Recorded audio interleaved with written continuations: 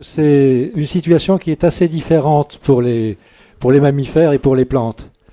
Dans le domaine végétal, bon, comme dans le domaine animal, on classe les différentes plantes en espèces.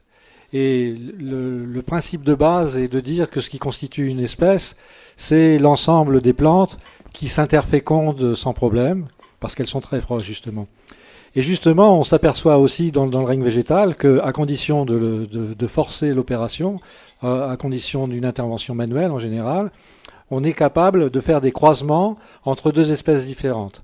Et en fait, on l'utilise en permanence en amélioration des plantes depuis au moins un siècle.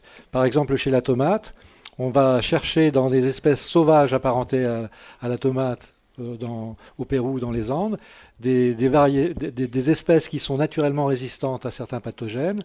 On croise ces plantes avec une tomate cultivée et on obtient à ce moment-là une plante avec des chromosomes de tomate plus les chromosomes de cette espèce donatrice. Et petit à petit, en recroisant cette plante hybride avec de la tomate, en faisant plusieurs cycles successifs, au bout d'un certain temps, on se retrouve avec un génome de tomate plus un petit morceau du génome de l'espèce donatrice qui apporte, par exemple, un gène de résistance. Et donc ça, c'est utilisé en amélioration des plantes depuis longtemps. Par exemple, pour le blé, vous serez peut-être surpris d'apprendre que le chien-dent a été utilisé pour apporter des gènes de résistance aux maladies au blé. On a des blés qui portent un petit fragment de chromosome qui porte un gène de résistance qui est issu du chien-dent au départ. Et ça, dans le règne animal, oui, c'est beaucoup plus contraint. Dans le règne animal, on ne peut pas faire tout ce que vient de dire. En gros, la réponse à votre question, elle est assez simple. L'une des grandes raisons pour lesquelles on peut éventuellement croiser deux animaux d'espèces différentes qui donnent, vous savez, les bardeaux, voire même des tigrons, c'est-à-dire des croisements entre un tigre et un lion, qui ne se reproduisent jamais, c'est lié, pour l'essentiel, entièrement lié à la différence entre les deux génomes, qui ont besoin, pour être transmis à la génération suivante, de s'associer et qui ne peuvent pas être véhiculés dans la génération suivante. Donc ça, c'est clairement dû aux différences entre génomes. Et dans des bactéries aussi, d'ailleurs, on peut démontrer qu'il y a tout un ensemble de mécanismes qui empêchent des informations génétiques de se reconnaître et de se recombiner quand elles sont trop différentes. Ça a été un superbe travail fait en France aussi, d'ailleurs, dans ces domaines. Ce que toutes les expériences dont parle Michel chez la plante, c'est des expériences forcées par les chercheurs qui se passent probablement dans la nature spontanément, mais à une fréquence très faible. Oui. Mais qu'on ne peut pas, enfin, à ma connaissance, on ne peut pas forcer les choses dans le monde animal de la même manière. Non, mais en tout cas chez les mammifères. Dans le règne végétal, les personnes qui s'occupent d'amélioration des plantes, et ça, les firmes, les petites sociétés qui sont constituées pour améliorer les plantes, se sont montées dans les années 1850, par là.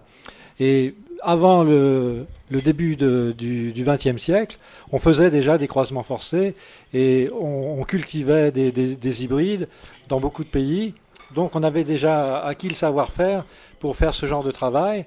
Et ça me permet de dire que la connaissance des génomes qu'on a aujourd'hui permet de faire exactement le même travail, mais de manière beaucoup plus efficace. Si vous avez sur un chromosome un gène de résistance à une maladie que vous introduisez chez la tomate, ce que vous voudriez, c'est ne transférer que le gène en question et pas tous les gènes qui sont situés de part et d'autre de ce gène sur le chromosome.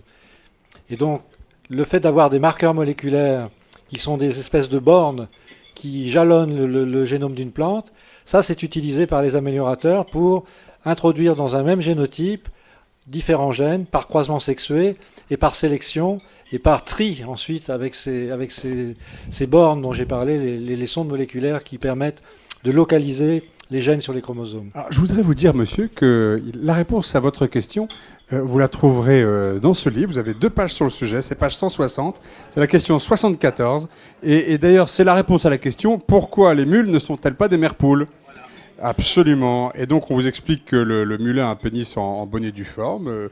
La mule est parfaite également, et c'est pas du tout ça le problème. Le problème, c'est un problème chromosomique.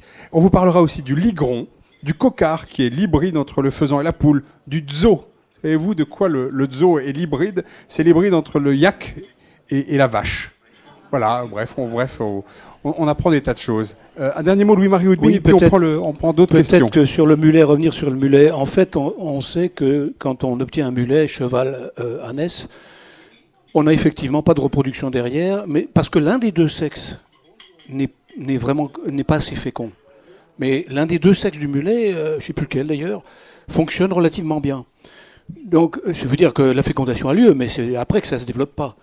Je me demande si l'affaire était perdue et si on avait insisté pour faire des croisements répétés, si on ne serait pas arrivé à créer une nouvelle espèce. En fait, je crois qu'il faut voir le problème pratique. Pourquoi fait-on des mulets ou des bardeaux? C'est pour avoir des animaux sobres et qui rendent des services qui ne sont pas chers à entretenir, assez robustes. Et donc, pourquoi s'amuser à faire une espèce quand on a les géniteurs des deux autres espèces? On peut pas d'un grand cheval une petite ânesse ou l'inverse. On peut faire tous les mulets. D'ailleurs, chaque région en France avait le mulet du Poitou, le mulet de je ne sais pas trop quoi, avec une si formidable biodiversité. Pourquoi s'amuser à faire une variété, une espèce nouvelle? Donc, à mon avis, si on insistait, on le ferait peut-être, mais l'intérêt n'est pas très grand, sinon génétique.